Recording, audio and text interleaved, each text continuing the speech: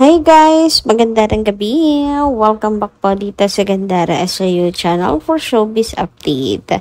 Andito na naman nga po akong muli nagbabalik. Ang nagmamaganda ninyong kachismosang Kim Pao. Wala na nga pong iba. Ang lukareta si Gandara upang maghatid sa inyo ng latest update and fresh happenings patungkol kina Kim Chiu and Paolo Avellino. And syempre, ang ating pong pag-uusapan ay ang muling pagbabalik ni Kimi sa Showtime na kung saan agad-agad bunot na naman nga si Kimi sa kanyang mga kuya-kuy. So, diba?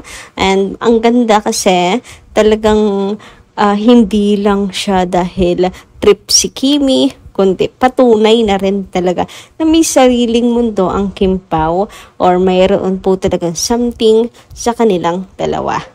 Pero syempre, bago po ang lahat, sa mga hindi pa nakakasubscribe sa ating channel, pakiclick po muna tayo na ating subscribe button at notification bell na rin sa baba upang kayo ay magi-updated at ma-notify tuwing may bago tayong chika at balita hinggil sa Kim Pao. Basta mga balita po na may kinalaman kina Kim Chiu and Paolo Avellino, sagot na po natin yan.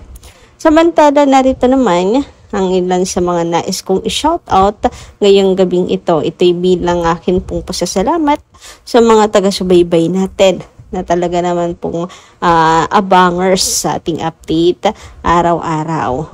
So, first po ay si Ma'am Garcia Love. Ayan. Grabe. Tadtad tayo ng comment ngayon from Garcia Love. Sabi niya rito, anyway, shoutout po pala sa inyo, Ma'am Garcia Love, ano? Sabi niya, hello Gandara, good day. Na di po sila nakadalaw kay Aki. Gawa ng daming nakaabang nagagawin nila kasi nga magpe-preferred na sila sa promost at MediaCon press con nila. Tas sa Saturday, mag-o-open ang PBB kasi host si Kimi. Sobrang dami pa ng work nila. Walang pahinga ang Kim Pao. Pero okay lang kasi madami pang time para makavisit sila kay Aki soon. Nakakasaya ng heart kasi si Pogi, grabe ang protect niya kay Kimi. Sobrang nakakasaya yung mga ganap nila sa Vancouver. Sa mga bashers, Gandara, nanigas na sila kasi kahit hindi naman ipagsigawan ng Kim Pao na sila na, makikita sa mga galaw nila. Gugulatin na lang sila ng Kim Pao. Next year na ikakasal ng Kim Pao. Huwag nang patagalin kasi gusto din ni Pogi mag-settle down. Ganun to si Kimi. Pag nangyari yan, makukomatos na ang mga basher. Kim Pao lang malakas. Manifest ko, Gandara, na sana bigyan ng concert ang Kim Pao sa 20th anniversary ni Kimi next year. Kasi kaya at magagawa naman ng Kim Pao pag sila ang magko-concert kasi kita naman sa show nila. Sobrang daming nanonood dahil sa Kim Pao. Sana pagbigyan sila, Gandara. God bless, Gandara. God bless, Kim Pao. Huy, magandang idea, yung magkaroon ng concert ang Kim Pao. Kasi wala naman po atang dapat tanungin pa pagdating sa viewers or manonood, bibili ng ticket. Kasi kahit saan naman pumupunta ang Kim Pao, mga event, lagi naman pong dinudumog ang Kim Pao. Lagi pong pinupuntahan. Yung iba gumagastos pa talaga ng mahal. Diba? Kahit ang layo ng kanilang pinanggagalingan, go pa rin para panood ang Kim Pao. So sana magandang idea yan. About naman sa schedule ni Kim, ay nako, grabe din naman talaga nga si Kimi, napakabenta. Ang ganda ng showbiz career ni Kimi, never siyang nababakante, ano? Talagang ang benta ni Kimi. Sobrang dami niyang work. Yun nga lang, parang ako yung napapagod para sa kanya. Yung iba naman medyo disappoint na parang, ano ba yan? Di bumisita kay Aki? Pero kasi if you're a fan, mauunawaan mo naman kasi kung kayo naman nasa lagay ni Kimi, hindi nyo rin kaya. And si Paolo naman ay marami ding gagawin. Kita naman natin yung script patungkol po sa kanyang character. Ang kapal ng script na nakaabang. So, kinakailangan din talagang tapusin niyan. Dadupat November 7, ipapalabas na po sa Prime Video ang The Alibay. Anyway, next naman na nais po nating i-shoutout ay si Ma'am Norma Dayag. Ayan, maganda rin gabi sa inyo, Ma'am Norma. At shoutout sa po ninyong pamilya kung nakikinig din sila ngayon. Sabi niya rito, ganda rin good AM, mark my word. At least natauhan na si Kimi. Kasi marami pa ang umaaligid sa kanilang dalawa. At ganun din kay Paulo. And siya na yung nag-confirm sa relasyon nila. Kaya mga basher, ano pa ang hinihintay nyo? Bash kasi kayo ng bash. Kasi kami yung mga seniors fans ay super na happy for Kim Pao. At least, dininig ni Lord yung prayers namin na seniors. God bless us all. So, ayun na nga. Ngangi pa rin po sila ngayon. Kamusta kaya itong mga bashers na to na si Paulo mismo ay kino-confirm yung relationship nila ni Kimi, yung pagtango ni Pao kay MJ. Napanood nyo ba yun? Tinanong ang Kim Pao, tumango si Paulo pa simple. And marami pa. Actually, marami pa. May mga pahiwatig din si Paulo Avellino. Kagaya ng wala namang siyang tinatago. Pwera na lang sa mga nabigyan niya ng pangako. Okay? Or tumutupad siya sa usapan. Doon pa lang may clue na. May usapan. Huy, grabe nga yun.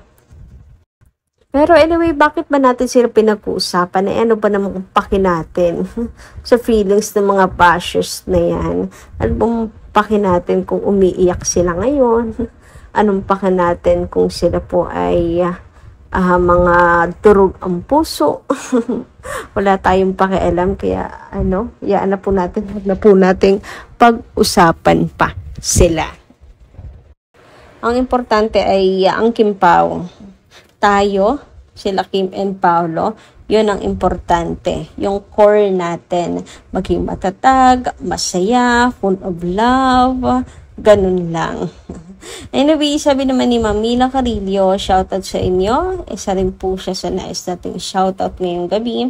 Bakit Ma'am Gandara pinipilit nila si Pao na maipartner sa iba? Sana wag naman sa iba na magpartner kasi Kim Pao lang sapat na sa amin.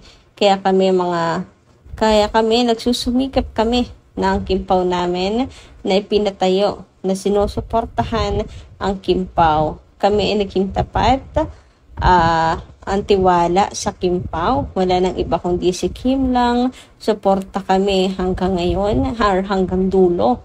God bless lagi, Kim Pao. No, hindi naman po kailangan po atin tanungin pa yan, bakit pinipilit nila si Pao na maipartner sa iba. Alam na natin yung reason yan kung bakit. Para buwagin ang Kim Pao. Pero okay lang. Alam niyo kung bakit? Doon pa lang sa word na pinipilit. Ibig sabihin, ayaw papilit. Hindi pumapayag. So, walang mangyayari. Kaya pinipilit lang nila. So, good luck kung mapipilit nila. Mapipilit nila sila Kim and Paulo. Napaka-solid na po ng dalawang to. Anyway, dumako naman po tayo ngayon sa pinakasentro ng ating update ngayong gabing ito. Ito nga po ipatungkol sa pagbabalik ni Kimi sa Showtime. So, syempre isa sa inaasahan na pagbabalik po ni Kimi, isa sa mga na-miss din ng mga fans, ang pangbubunot na naman ng kanya pong mga quiz sa kanya. Ayan. And ayun nga, hindi tayo nagkamali. Bunot na naman nga si Kim Chiu sa Showtime kanina. Siyempre, bukod sa matagal siyang nawala sa Showtime dahil nagtitaping nga silang dalawa ni Paulo Avellino, nakasama pa ng Showtime family ang Kim Pao sa Vancouver. Di saksi sila sa Kim Pao, sa galawan ng Kim Pao. At kaya bunot na naman po siya with Kuya Swong and Chong. Ayun sa kanila, hindi daw nila naramdaman si Kimi doon kasi may sariling mundo na yung Kim Pao. Yun yung interpretation ko kasi sabi ni Quiz Bong, ay nandun ka pala. Sinundan naman ni Chong na may lagi kasi kayong magkasama eh. Ibig sabihin ay tinutokso. Siguro pa nakikita nila si Kim and Paolo, tinutokso-tokso nila na magkasama na yung dalawa. And ibig sabihin nga nun ay may sariling mundo ang Kim Pao sa Vancouver, which is true kasi nakikita naman nga po natin yun sa kanila. And ganun siguro talaga kapag in love, no? Ganun talaga nagagawa kapag in love. Hindi mo na nakikita yung paligid. Basta komportable ka, buo yung araw mo, kasama mo siya, katabi mo siya, at may sarili kayong mundo. So, andyan sa stage na yan ngayon ang Kim Pao. So, thanks quiz, mga quiz sa paayuda. Isa lang kasi ibig sabihin yan, talagang patunay na mayroon po talagang Kim Pao sa likod ng camera. So, hanggang dito lang po muna ang ating update, guys. Maraming salamat sa inyong pakikinig. Kita-kits po muli tayo sa susunod kong chikas. Maraming salamat.